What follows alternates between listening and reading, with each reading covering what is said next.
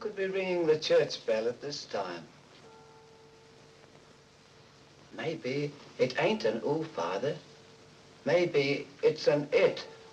And maybe it's tolling the bell. Oh, there's no such things as ghosts and monsters. Haven't I made that clear to you? Something tore the throats out of Charlie Rousseau's sheep, and that something didn't leave any tracks. Andy Trent here saw a weird glow moving across the marshes last night, and this morning he found 2 of his sheep dead. Their throats torn open. Maybe the same thing that killed Andy's sheep is tolling the bell. I was on my way just now to deliver a special letter at Penrose Manor when a strange light appeared on the road before me, then moved quickly across the marshes and faded into the mist. I turned the cart around and hurried back here. It's not real. First the light, and now the bell. There's a very sound and logical reason for the bell tolling at this time, and I'm going to find out what it is. You can drive me to the church pots. The letter can wait. No hurry. Nothing will harm you if you're with the priest. Is that true, Father? Ah, what you need is more faith and less imagination. Come along.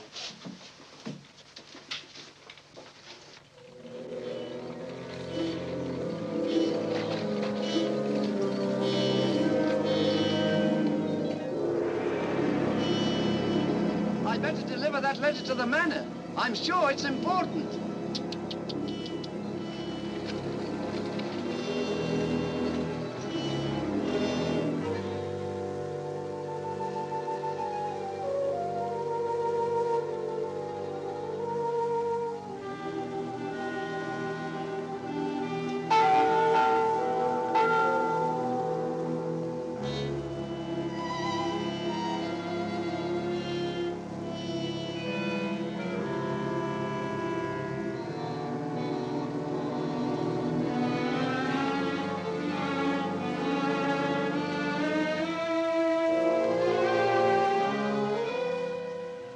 Goodness, that bell has stopped.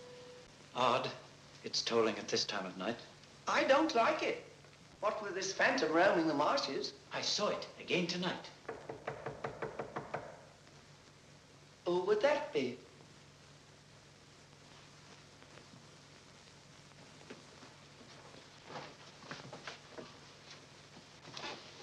Where's Lord Penrose? He's gone to Quebec. Get him on the phone immediately. What's happened, Father? Lady Penrose, dead, clutching the bell rope, calling for help. It was dreadful. Her ladyship. Call Sergeant Thompson at the police station. Ask him to come to the church immediately. Come with me, Potts. I'll need you. Yes, Father.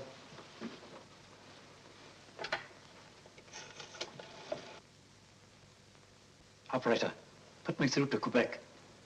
Lord William Penrose. Yes. He's addressing a meeting of the Royal Canadian Occult Society at a Quebec hotel. It's urgent, sir. Page? Yes, sir? Lord Penrose. Lamont Rouge is on the telephone. It's urgent. It's in the gold room. Yes, sir.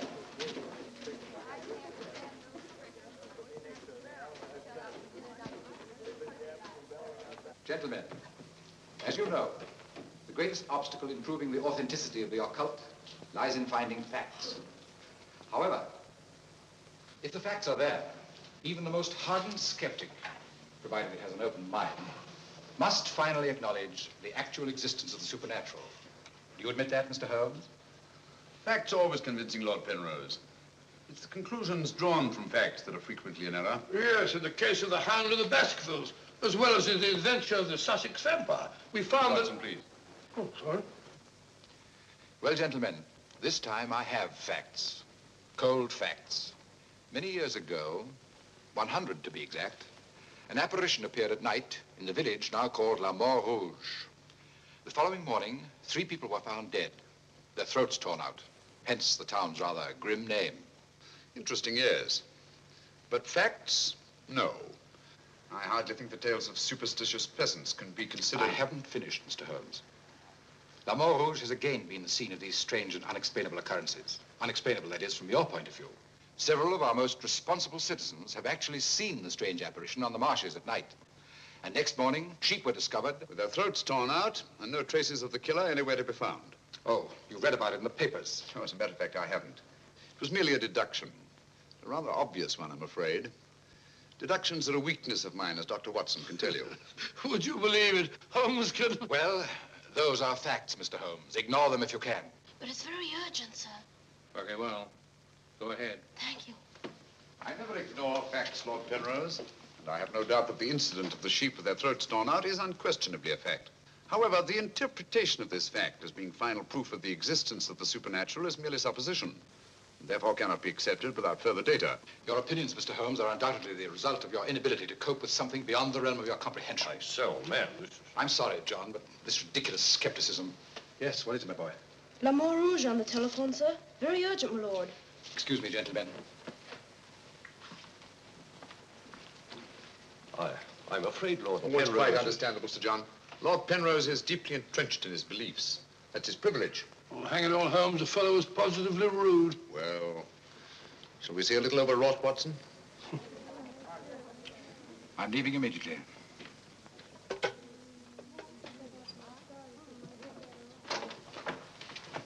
Order my card, Watson. Hurry. Yes, sir.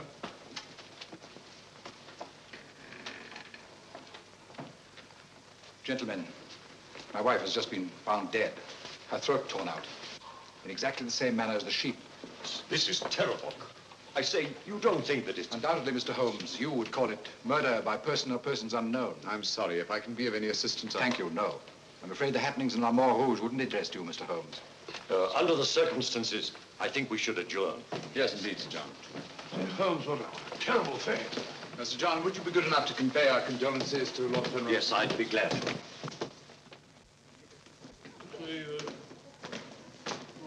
Can't we get something to eat before we leave? We don't often get food like you do here. Don't you ever think of anything else besides your stomach? No, not often. I gotta get a paper. Morning. Good morning, sir. I imagine you'll be glad to get back to London, Mr. Holmes. Yes, indeed. Oh, by the way, there's a letter for you, sir. Thank you. Oh, here's something about Lady Penrose.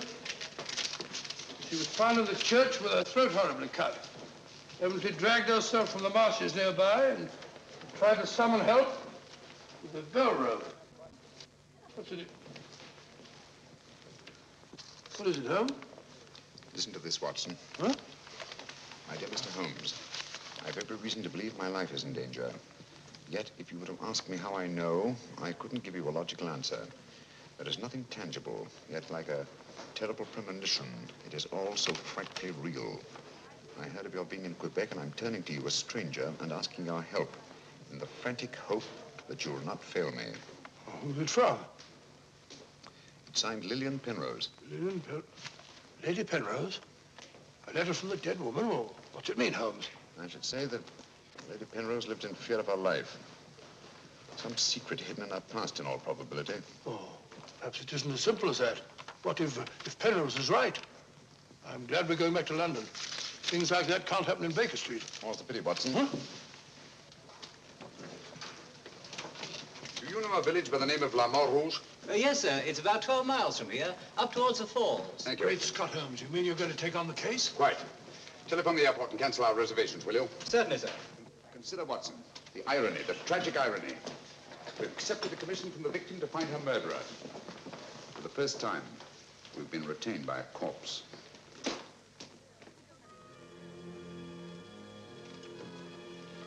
Doesn't seem to be a bell. Never mind, come along. Do you think we should?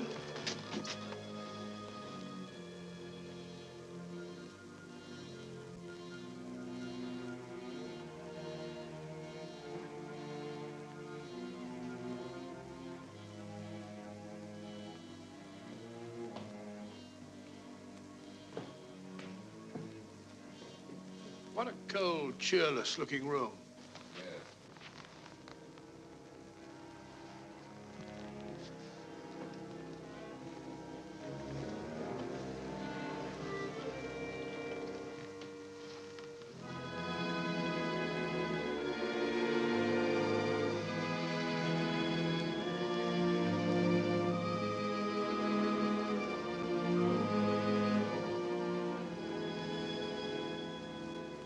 What do you want? Who are you? Mr. Sherlock Holmes, I apologize for this intrusion. Would you mind, gentlemen?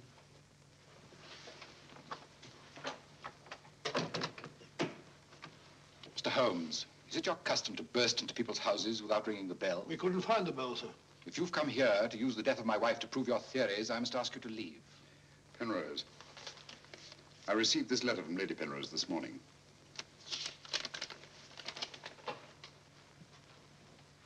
That was devilish awkward.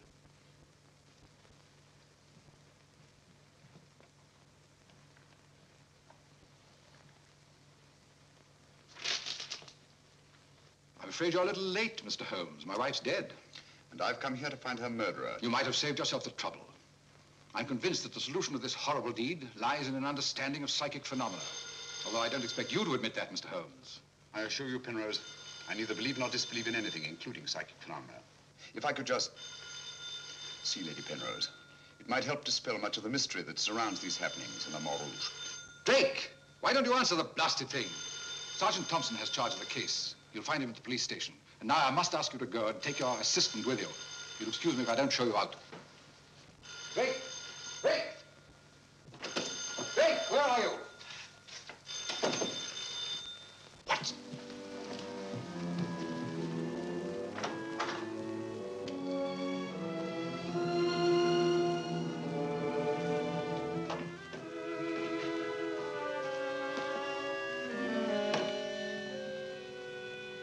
I've seen her before. Right, Watson, you have. Yes, but where? Never mind that now. You must examine the wound before Penrose returns and has us thrown out of the house. Clumsy job. Just missed the jugular vein. Must have bled to death. And it bled for several hours, eh? Possibly more. Long enough for Penrose to leave Le Montrouge and reach Quebec in time for the meeting? Holmes, you don't suspect I Penrose? suspect nobody, Watson. I was just asking a question. I beg your pardon, gentlemen. There is another who desired the death of her ladyship. I saw it last night in the fields, moving in and out of the shadows. You're the butler, aren't you? I was the butler. I've given notice.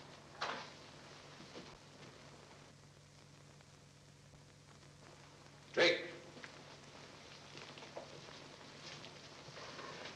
Get out. Get out of this.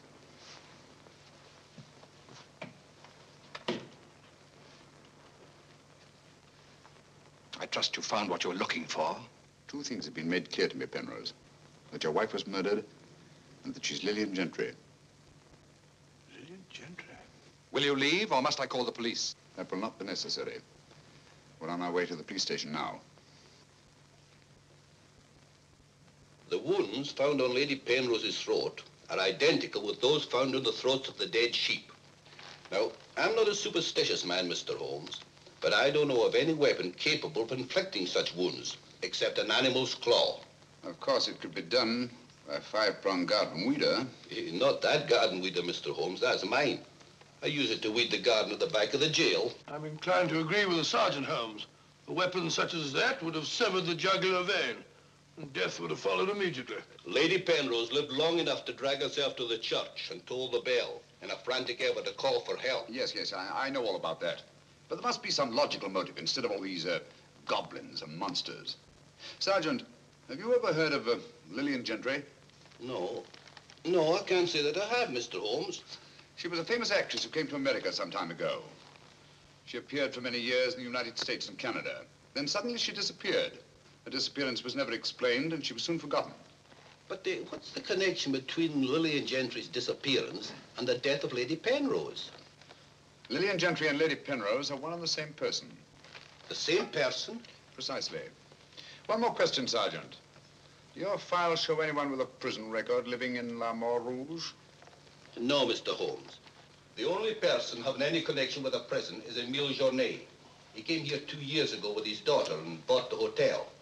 He was a guard at Talon Prison. Thank you, Sergeant. I hear there are a lot of prairie chicken in these parts. I'd like to have a bag of them someday. I think that can be arranged, though. Yes, we can stop over to farmyard and you can shoot all the chickens you want. That's all very funny, Holmes. Here you are, old fellow. We're going to engage rooms at Monsieur Journet's hotel. Landlord! I say landlord! Place seems deserted. Won't be for long if you bellow like that. Landlord! Oh, sorry, Holmes. Got to try and make summer. Yes, monsieur. My dear, have you got a room for us? Yes, monsieur. Good. Sign here, please. I'll sign for us both. Well, thank you. You seem very young to be in charge here. Yes, monsieur. You are Mademoiselle Journay? Marie's your name, monsieur. My dear, you've been crying. Why? Papa's going away. Oh, come now. Is that such a tragedy? Did you cry if your papa were going away, Watson? I don't believe so. This way, monsieur. Bring your bags. Oh. Yes, of course. Wouldn't I be unhappy if my father were seen my father for years? Father died about 20 years ago in Cheltenham.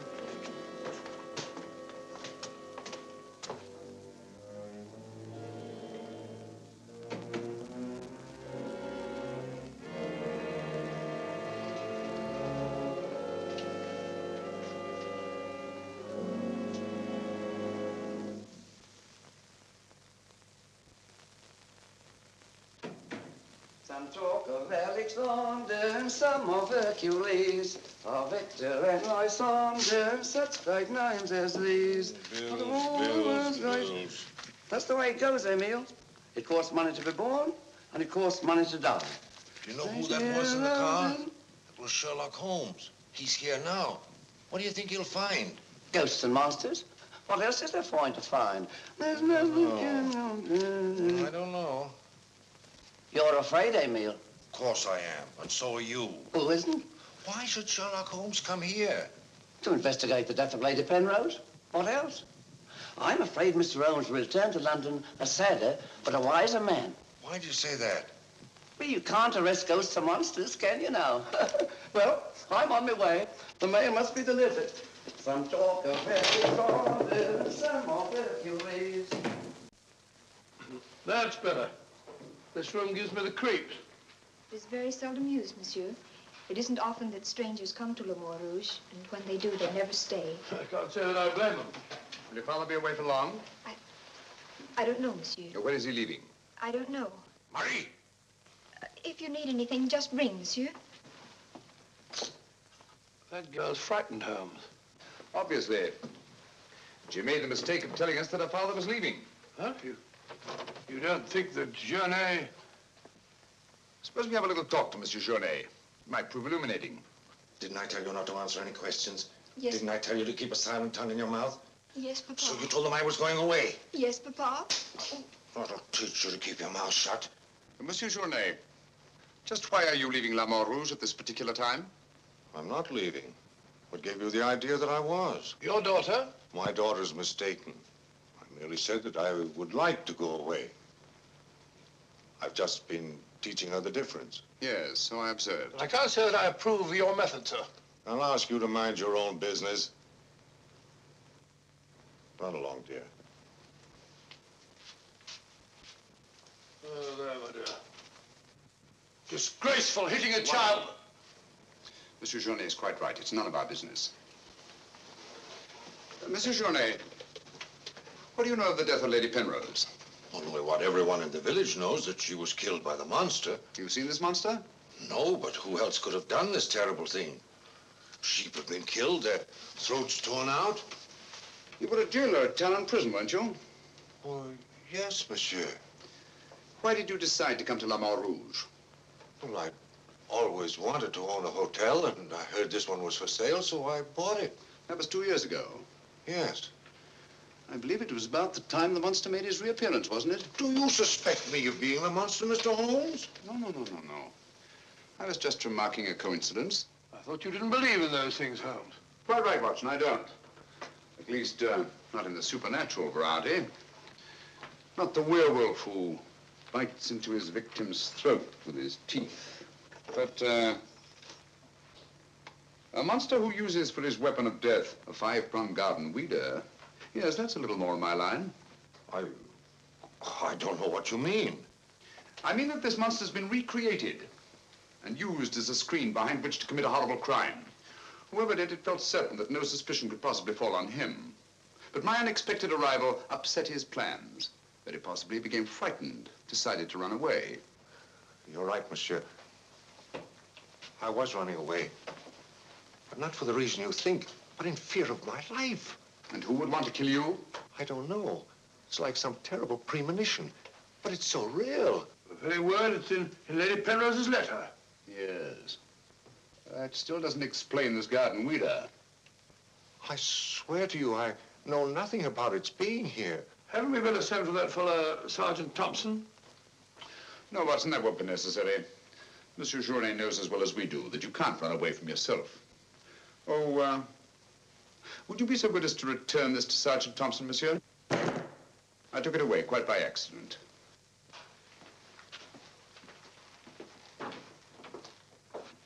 Monsieur Journet knows as well as we do.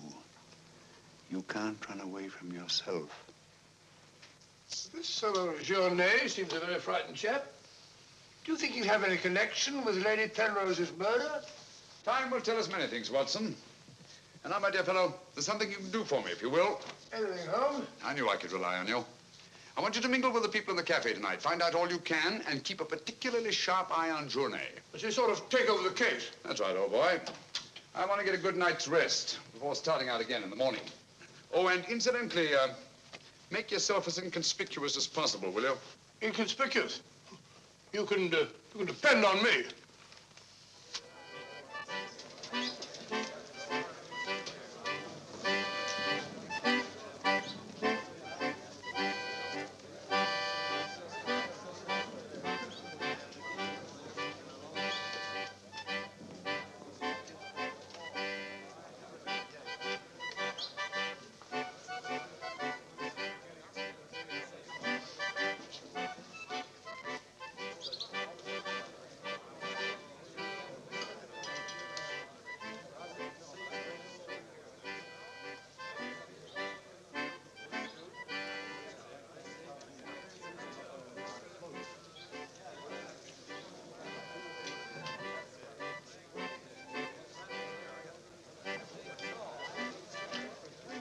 Thank you, my dear.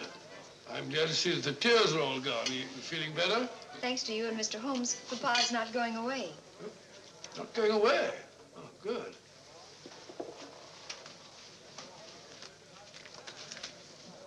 Journey not going away. There are many phases of the supernatural, Mr. Drake. Witchcraft, vampires, werewolves, ghosts, monsters. You'll find them all in the history of crime. So I say to myself, Potts, this is the handiwork of the supernatural. I gather that your name is Potts, that you're interested in the detection of crime. Allow me to introduce myself. My name's Watson, Dr. Watson of 221B Baker Street, London, England. How do you do, sir? Here's the crime.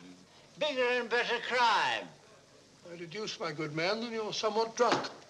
Oh, sharp he is, sharp as a tack, and just as flat-headed. You might also deduce that I'm leaving this place.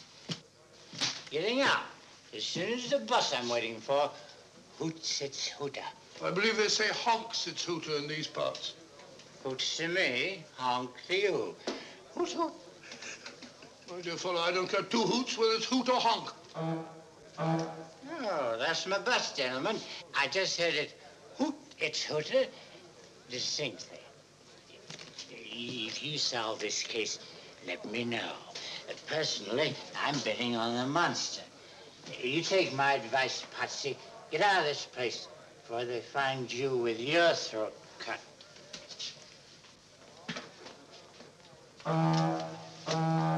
Hoots its hooter.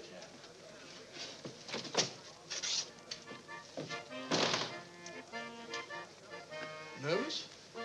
Well, the thought of having your throat torn out by some monster isn't likely to make you very gay, Dr. Watson. No, indeed. Some of Monsieur Journet's excellent wine will soon remedy that. Marie, would you bring a bottle of this excellent wine for my friend here? Yes, monsieur. Mr. Potts, as a student of the occult, supposing you give me your theory of this murder. You like this wine? Oh, but Dr. Watson, I never drink anything stronger than milk. Teetotaler? No, hiccups. Every time I drink alcohol, I have hiccups. Sorry.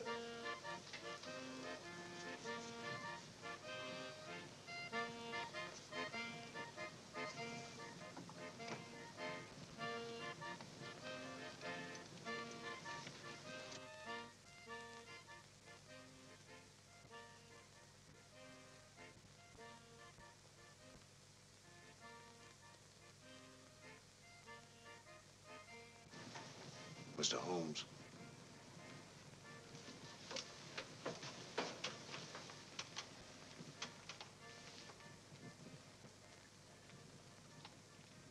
Mr. Holmes.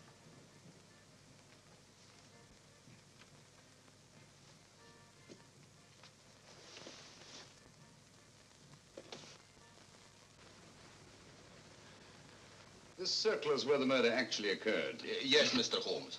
There's a footpath just beyond the church which leads across the marshes. Follow it for half a mile and you'll be there. Thank you, Sergeant. I'm sure I'll find it. Mr. Holmes, I wish you'd let me go with you. It's dangerous on the marshes at night. These swamps, one false step... I'm sorry, Sergeant, but it's important that I go alone. I'll keep close to the path. Well, will Dr. Watson be going with you? No, Sergeant. I asked him to do some research work of his own, and by now he's probably magnificently involved. Good night. Good night, Mr. Holmes. But according to your theory, Dr. Watson, everyone in the village is under suspicion. Pardon me. It's quite all right. Oh, thank you. Murder is a very interesting study, gentlemen. I well recall a short story by that brilliant author, G.K. Chesterton, in which the murder is committed by a postman. I refer, of course, to The Invisible Man, a brilliant bit of deduction on the part of Father Brown. I'm a postman. Precisely why I mentioned it, to illustrate the absurdity of assuming because one man in a postman's uniform is a murderer, any other man in the same uniform should be suspected. Thanks. Had me worried for a minute. Oh, filthy, flabby-dab.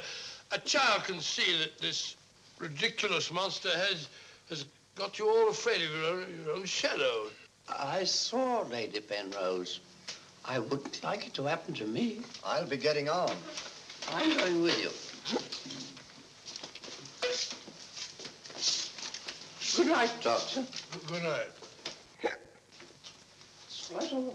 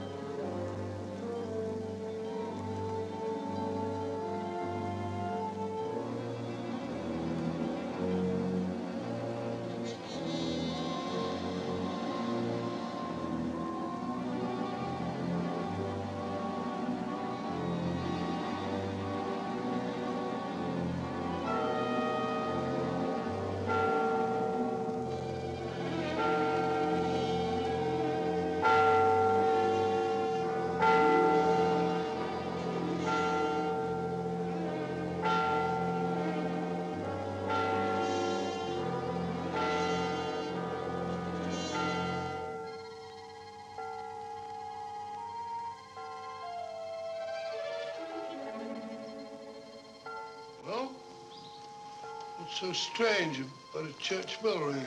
It rang the same time last night.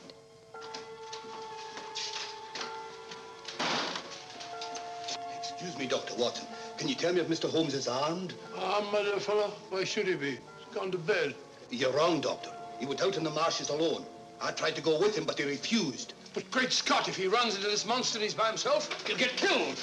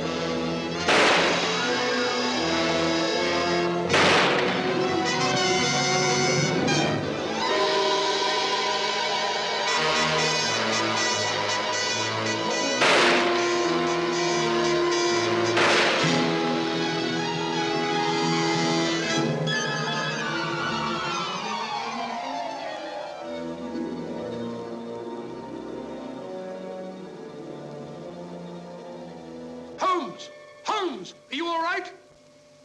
Where are you, Watson? Here I am. Over here, Holmes.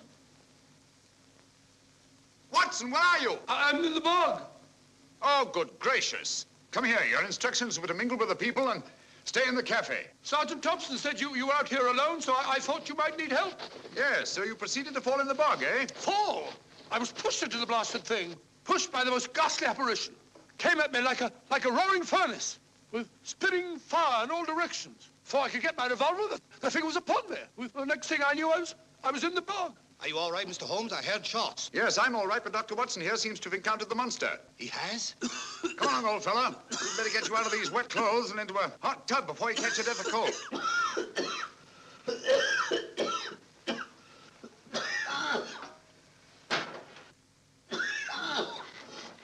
Yeah, you've had enough of that. Drink this. You'll be as fit as a fiddle in the morning. Sorry you had such a bad time. I got a right to share your dangers. Thanks, old fellow. You know, I wasn't sure the villagers weren't right. And if it did turn out to be some sort of supernatural monster, well, why should I involve you? Rubbish. However, I did learn something. I can now state positively that our antagonist is not a phantom. But the thing actually spat flames at me. All just a figment of your imagination. The murderer knew I was out on the marshes and obviously wanted to frighten me. You frightened me, all right. How do you manage the flames? Merely clothing, treated with phosphorus. When the murderer fled, his shirt caught on a tree, and this piece of cloth was torn off. Come in. I'd like a few words with you, Mr. Holmes. I'll come directly to the point. Hello? What happened to your assistant? I'm not his assistant. If you must know, I was pushed into a boggy hole on the marsh. Pushed? By whom? I don't know. Spat fire at me. My good sir, in spite of Mr. Holmes's theories to the contrary, things have been seen and heard on those marshes that cannot be explained away by the use of logic. If I were you, I'd keep away from them. I'm not so sure. Holmes found... Penrose, for the first time in my long pursuit of crime, I confess that I find myself baffled. I'm a detective. I need tangible clues. And up to now, I admit, I found none. And you won't. I advise you to leave La Mort Rouge. Tonight, you escaped with your life. Next time, you may not be so fortunate. Thank you for your considerate advice, Lord Penrose. Good night, sir. Excuse me. Oh, good night. I don't like this fellow, Holmes. Why do you think he came here? He wanted to find out if we discovered anything. He seemed very pleased when I told him we hadn't. Now, Watson, there are one or two questions I want to ask Sergeant Thompson. You stay here. I have a vitally important job for you. Anything, Holmes? What do you want me to do? Go to bed. Yes, it's cotton fabric. Yeah, take a look. That discoloration, the purple ink must have been spilt on it. Possibly. I should say this cloth was red with blue lines. Probably large checks. Yes, it seems to have been laundered a good many times. The blue lines are almost completely erased. Yes, you can scarcely see them. Good fabric, well woven with a solid base. Hello, Bill. Hello, Sergeant. Your phone call must have been important. You bring me over this time of the night. It was. This is Mr. Sherlock Holmes. He wants to ask you a few questions. This is Mr. Taylor, the storekeeper, Mr. Holmes. Oh, good evening, Mr. Taylor. Good evening, sir. Have you any shirts of this design? The squares are red and the lines blue. Yes, I have. Can you remember to whom you sold them? I can. I keep them in stock specially for Judge Brisson. He won't have anything else. Judge Brisson, who's he? A retired magistrate. He's a cripple, lives alone with his housekeeper. Have you sold any of these shirts to anyone else? No, sir. They're too expensive for the village and the boatmen. This is the finest material. Imported. You say Judge Brisson's a cripple? Yes, he was a magistrate in Quebec. Had a stroke about 2 years ago. That's why he retired and came here to live in La Mort Rouge. Just about the time that Monsieur Journey arrived here. Now that you mention it, it was just about then.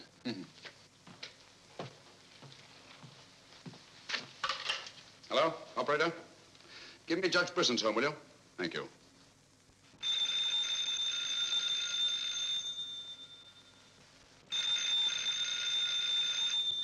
Nora.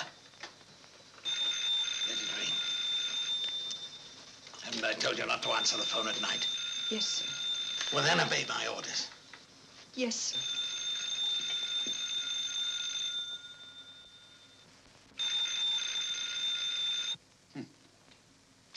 No answer.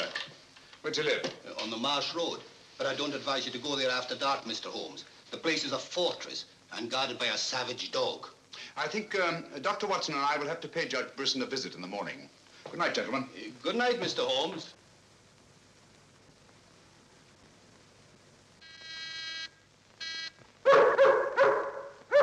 Two locks on the door. One of them new. Yes, I should say that Lady Penrose's death had increased Judge Brisson's terror. Don't like the sound of that dog. No, sounds hungry. Possibly ravenous. Couldn't we come back after he's had his breakfast? I'm sorry, Watson. Our business won't wait. Oh, stop now. Yes, Watson.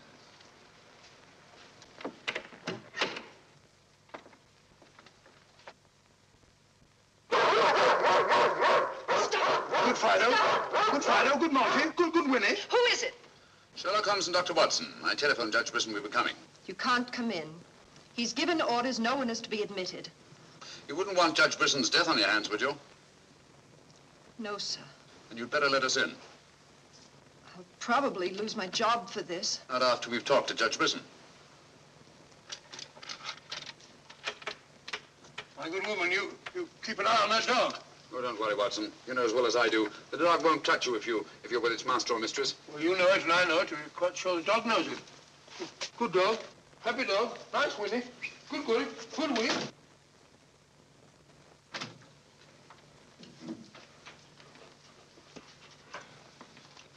Let me warn you, I'm armed, and I'm an expert shot.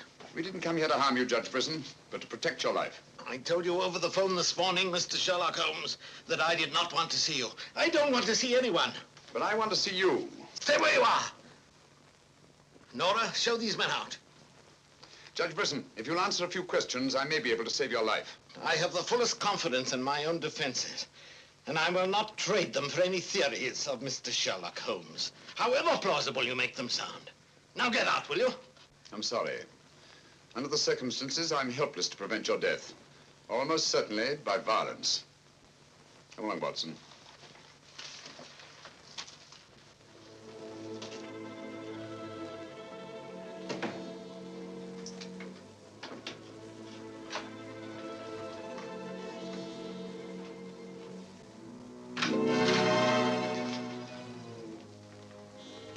Pardon me. May I trouble you with that envelope? I must have dropped it.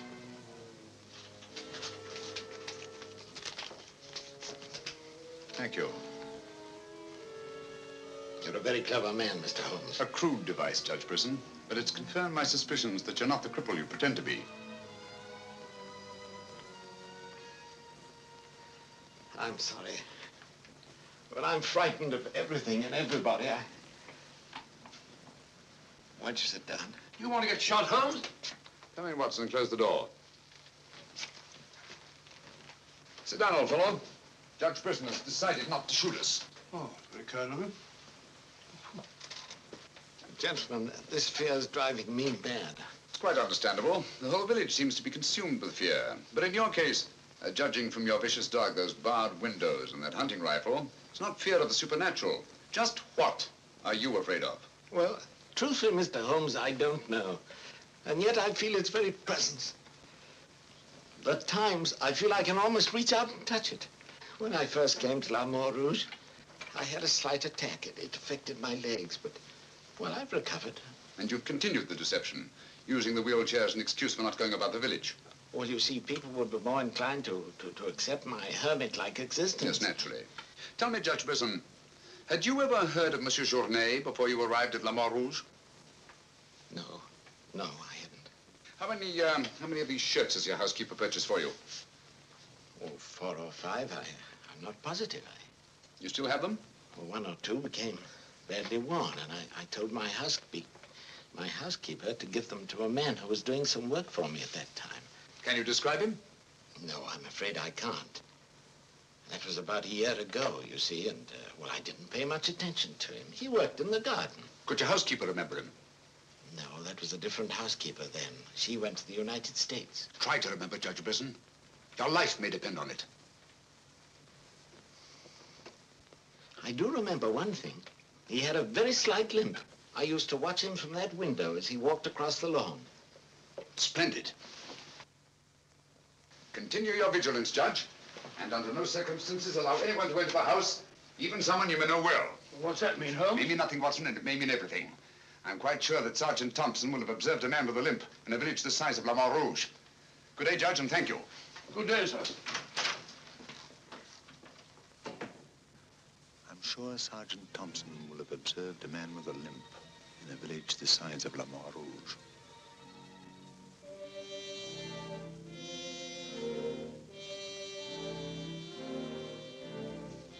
This is what's left of the Delaport Hotel, Mr. Holmes. Dana sleeps here when he's in La Mare Rouge. Spooky old place. The villagers call it the ghost house. It's been deserted for years.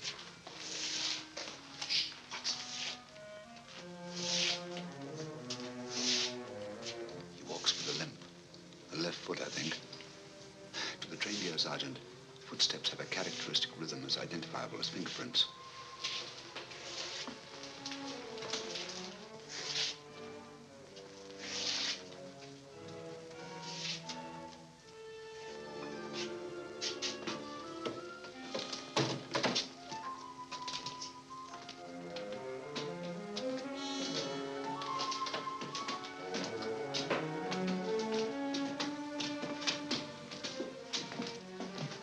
What do you want? We've come to have a talk with you, Tanner. I've done nothing. Then you won't mind answering a few questions. What do you want to know? Tell me, Tanner, where were you 2 nights ago? Down the river. And last night? I just got back tonight. You're lying. You can't frighten me. But now I got a job to do. It's quite evident that you haven't been on the river within the last 48 hours. Are you trying to make me out the murderer of Lady Penrose? How do you know she was murdered? I'll tell you how you know she was murdered. Because you murdered her. Holmes, look! In there! The monster! That's right, Watson. One of Brisson's shirts, which Tanner here treated with phosphorus. Take him, Sergeant. I'll give you all the evidence later. Look out!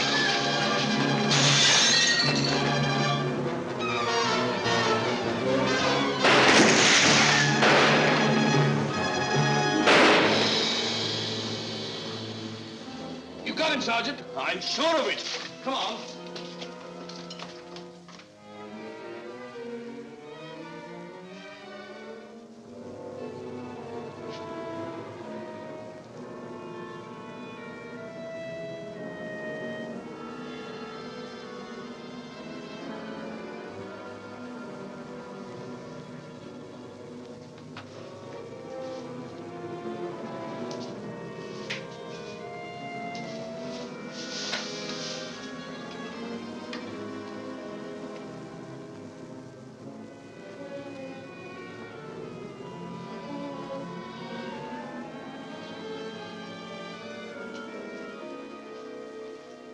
I see no reason why we shouldn't leave for home tomorrow. So much for tomorrow. But for tonight, what do you make of this, Watson? I found it in Tanner's room. Just a photograph? That's right, old boy, just a photograph. You notice anything else about it? Part of it's missing. Bravo, Watson. Now, if we can find the missing half, notice the discoloration of the torn edge, faded signature. The upper half was torn off sometime within the last year, I should say. Well, why all this fuss about an old photograph? Watson, have you ever stopped to think that the science of detection is very much like stringing a handful of beads? I can't say I have. Well, it is. And in this particular case, you might say that I have 5 beads. Journée, Brisson, Tanner, Lord and Lady Penrose. So far, I haven't had any thread to string them together. This, gentlemen, is our thread. And I think I shall start with Lady Penrose. But Lady Penrose is dead. The dead can tell us many things, Sergeant. You and Dr. Watson remain here at the hotel. I'll meet you later. I'm sure you got Tanner, Sergeant. But Mr. Holmes is never satisfied with a dead criminal. He has to sit in on the post-mortem. Come along. Let's go downstairs and celebrate the death of the monster. That's a good idea, Doctor.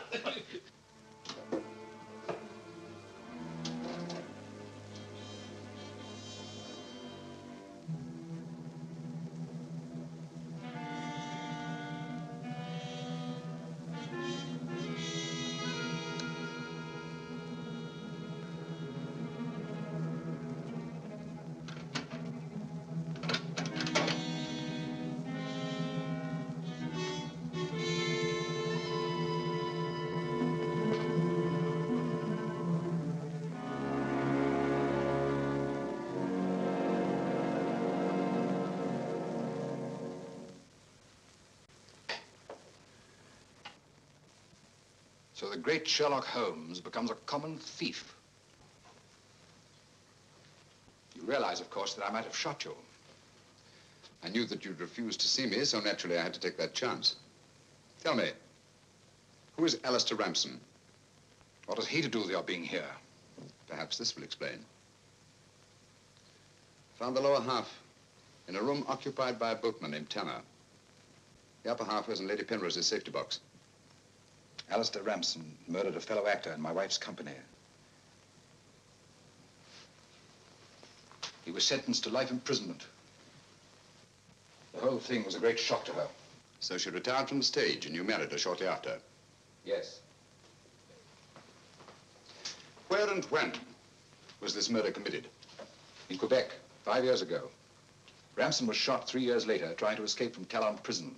His body disappeared in the St. Lawrence. Was it ever recovered? I don't believe so. Penrose, Alistair Ramson and Tanner are one and the same person. What? It was he who sent the upper half of that photograph to your wife as a warning. What could my wife have in common with a murderer? Yet he killed her. He killed her? Yes. The monster was none other than Tanner himself. We found a shirt impregnated with phosphorus in his room. Tonight, when we faced him with the evidence of his crime, he bolted and jumped out of the window into the river. Sergeant Thompson fired a couple of shots at him. He's dead?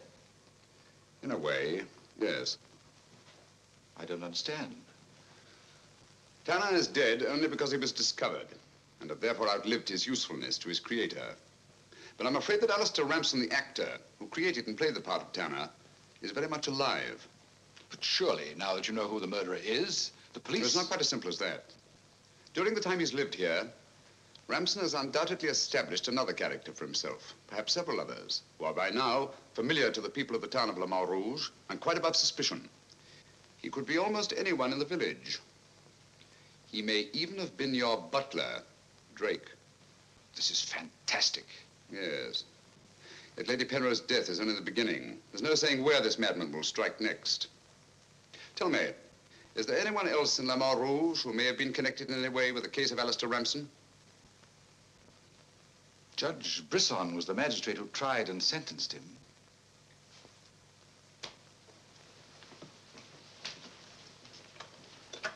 Operator?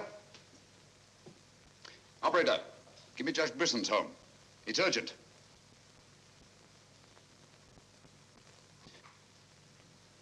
Judge Brisson, this is Sherlock Holmes. Oh, yes, Mr. Holmes. Oh, I'm quite all right, thank you. I've chained up the dog, as you asked. As I asked? I haven't telephoned you before. Somebody's obviously imitated my voice in order to gain access to the house. Well, certainly, Mr. Holmes. I'll lock all the doors and await your arrival.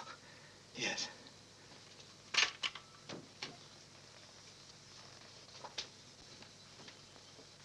Nora! Nora! If I can be of any assistance, Mr. Holmes... Thank you, but I'm afraid... You think Judge Brisson's life's in danger? I only hope I'm in time to prevent a second murder.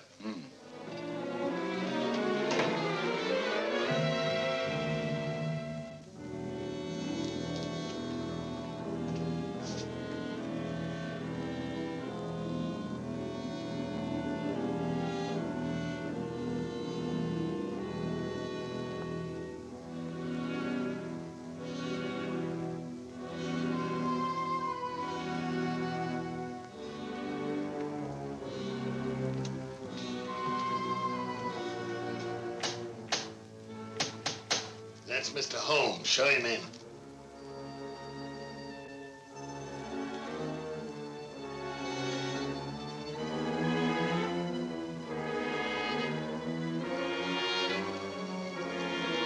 Hurry up, hurry up.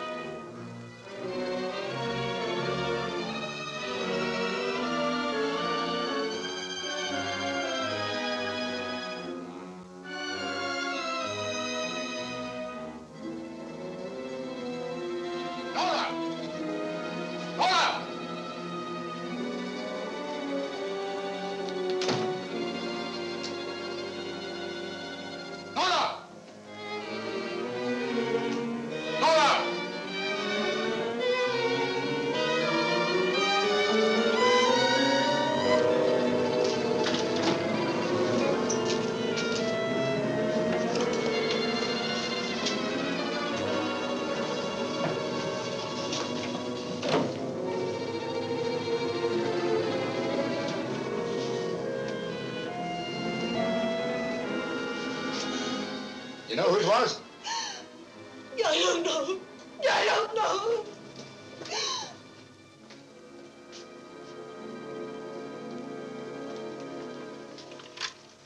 Hello? Operator, Monsieur Jaune's cafe. I want to speak to Sergeant Thompson. It's urgent.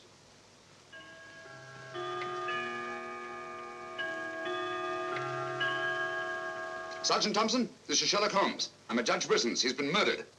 Judge Brisson's been murdered. Judge Brisson? The murderer gained access to the house, gagged and bound the housekeeper, then disguised as Nora, murdered Judge Brisson. I'm returning to the old Delaporte Hotel on the chance that he'll go there to change his clothes and assume another disguise. Ask Dr. Watson to meet me there as quickly as he can, will you? You'd better come here at once and take charge.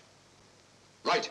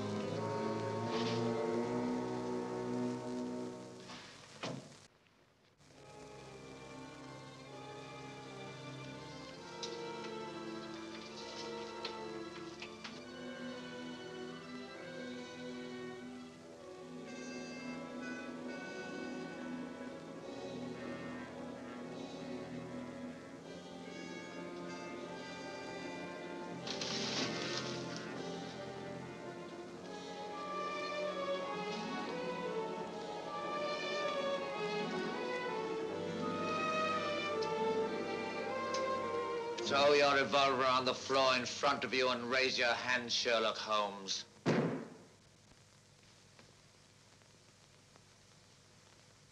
I should have thought you would have felt more at home in the spotlight. I see you finally identified me. You know, Jack Tanner and Nora the housekeeper were brilliant. You should really take a bow. It's too bad you appeared on the scene when you did, and I had to ring down the curtain on the monster. Your recreation of the monster of La Mort Rouge as a means of murder must have given you great satisfaction. Why did you kill Lady Penrose? I see no reason why I shouldn't tell you. I couldn't bear the thought of another man possessing her. And Judge Brisson? During the trial, I grew to hate him. And when he sentenced me to prison, I vowed that someday I would escape and kill him. I see. Obviously, you planned still another murder. Otherwise, you'd have returned to the safety of your first disguise and defied me to find you. You're right. I am. There were 3 people in my life who had no right to live. 2 have already died. The 3rd remains. Tonight, I shall kill him. Mr. Holmes, I've always had the greatest admiration for your talents. Thank you. Your performance in this case has also been brilliant. So brilliant that I'm afraid I'm going to have to ring down the curtain on it a bit prematurely. Mr. Ramson, we are artists in our fashion, not creatures skulking in alleys. If our positions were reversed, I shouldn't think of sending you to your death, lacking a few stray pieces of the puzzle. What do you want to know? The name of the 3rd person. I have no objection. If there is a hereafter, which I doubt, you and he will meet very soon, Mr. Holmes. The name of the 3rd person is...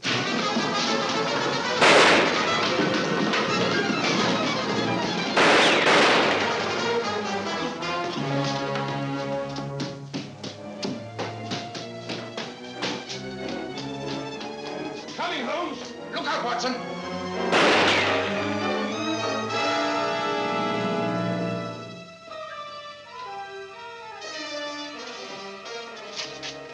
All right, Watson. Where is he, Holmes? He's gone. Thank heavens you're safe. Thank heaven you came and you did. Watson. Look out.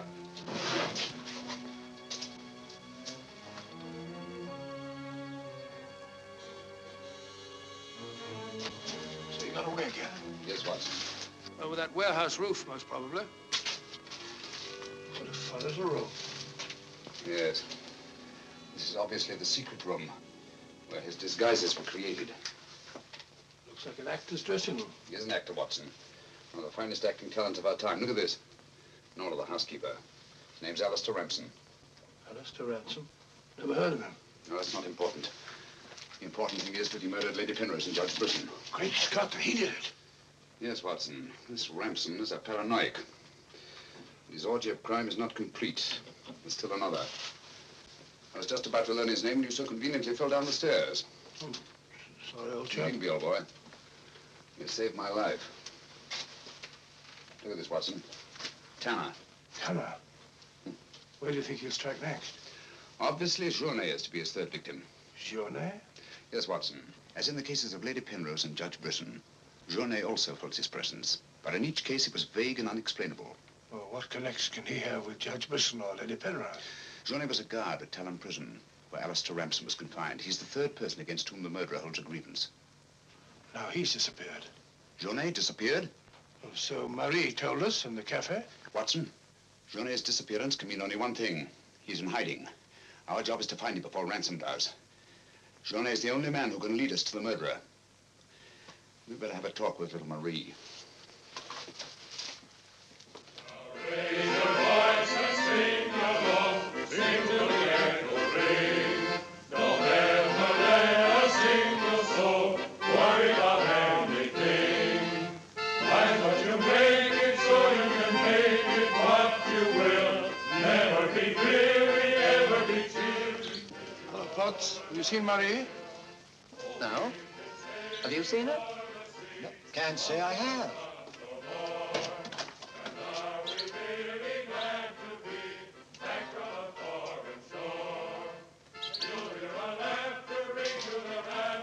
Marie? Watson.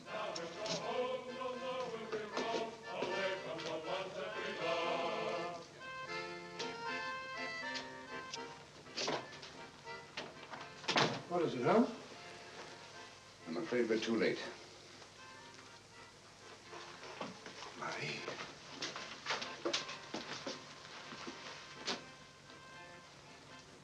Don't touch anything, Watson.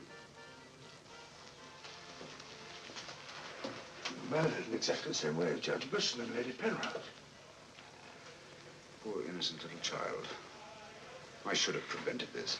Nonsense, my dear chap. You did everything possible. How on earth could you have prevented it? The child's death is a tragedy, of course. I see exactly what happened. She was standing here by the desk, and the murderer came in by that door. He came in through that door, but Marie was not in the room. She alone, of all people in the cafe, saw Ramson enter this office. It was someone she knew well. Someone who might have a message from her father. So she followed him here. And when she refused to tell him where her father had gone, he killed her. Ramson already knew that Journey had disappeared, but he didn't know where. When he questioned her, she became suspicious, and it was then that he killed her. Telephone Sergeant Thompson, will you? And here's the Judge Brisson's. Ask him to come here at once. And see that no one leaves the cafe until he gets here. The murderer may be among them.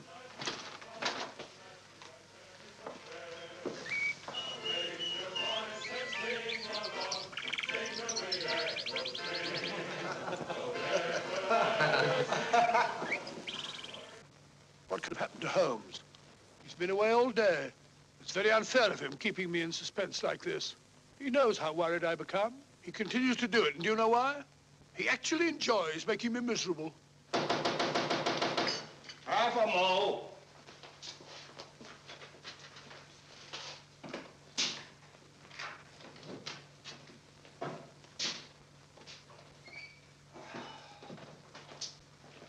No good, Watson. It won't work.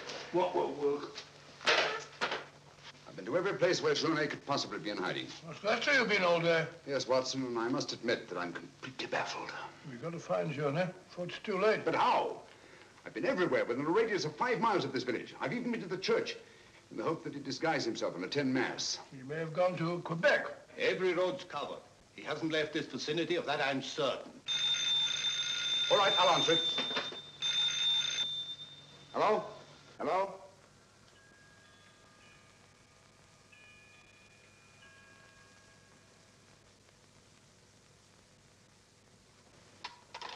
Who was it, Holmes? Watson, get your hat and coat. You're very rude, Holmes. You leave me all day long with that very dull inspector. I ask you a perfect polite question, and all you say is, Watson, get your hat and coat. We're going to find Journey. Sergeant, you wait here till I call. Watson, do this. Watson, do that. Watson, get your hat and coat. Watson, do that. Watson, do that. Brisson's house. Watson this, Watson. It's my opinion that Judge Brisson's house is the last place that you'll find Journey. Put yourself in Journey's position, Watson. Where's the most likely place that Ransom would look for you? Certainly not in the very house in which he's just killed one of his victims.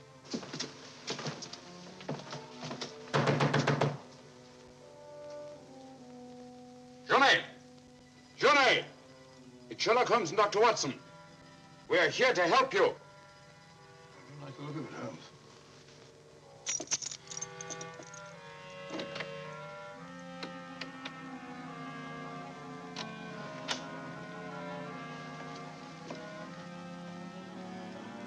Holmes! Holmes! Where are you? Here I am, Watson.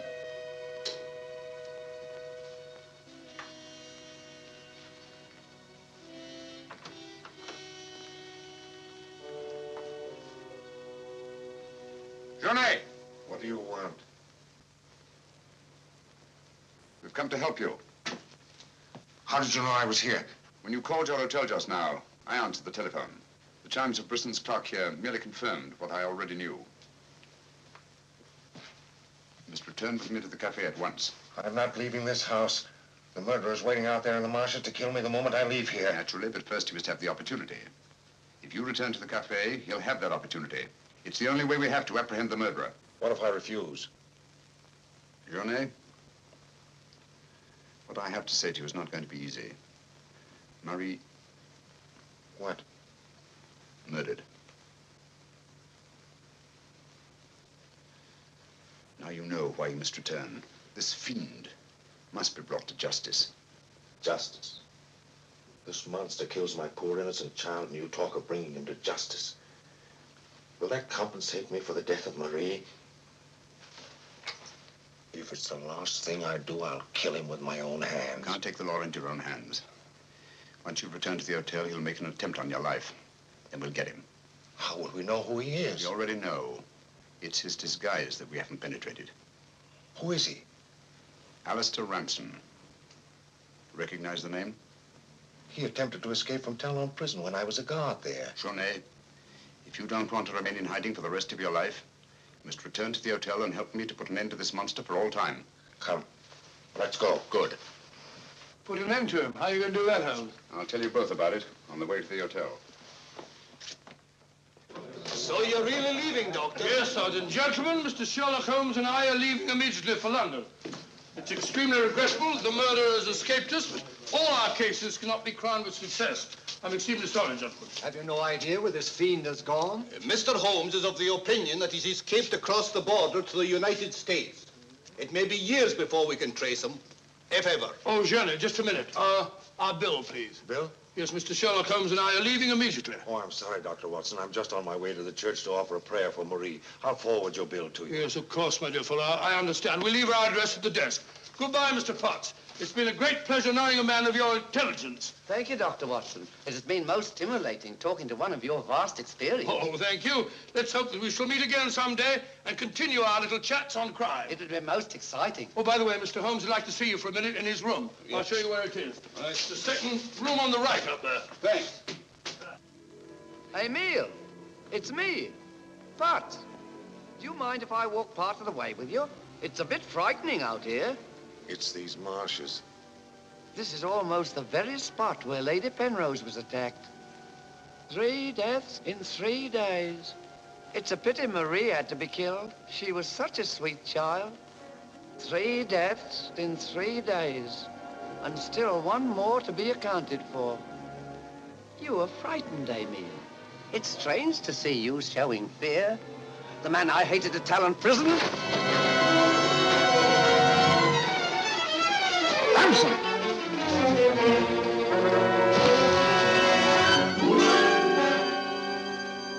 Sherlock Holmes. Yes, Mr. Ramson. So you see the final curtain has not fallen after all. I thought you were on your way to London. Naturally, that's what I wanted you to think. That's why Dr. Watson announced our departure in the cafe. Journey's leaving was purely bait to bring you into the open. I merely replaced Journey once he was outside on the street. May I say, Mr. Ramson, that your disguise as a postman was a masterpiece of ingenuity. Your very choice of the role put you above suspicion. It was quite easy. I simply disposed of the real Mr. Potts after he had passed his civil service examination and had been assigned to L'Amour Rouge. You realize, of course, that you'll never hand me over to the police alive. It's not my function to be your executioner. My duty is to hand you over to the authorities, which I fully intend to do. You're an optimist, Mr. Holmes. No, not necessarily. We're surrounded by police awaiting my signal.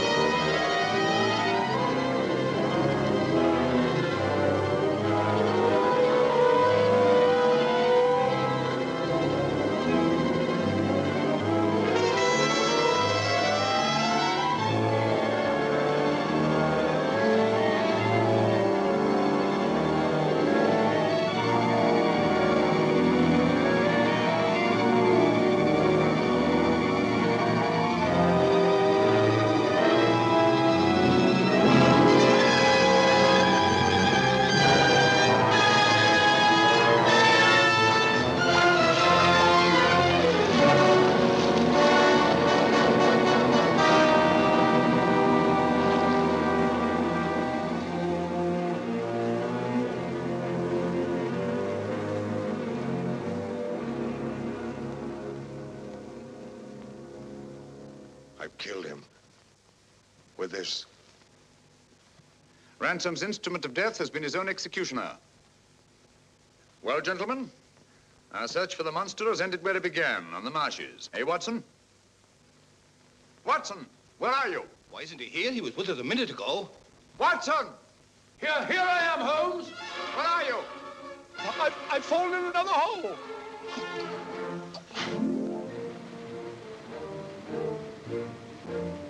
I should like to have seen a bit more of Canada before we sailed, Holmes.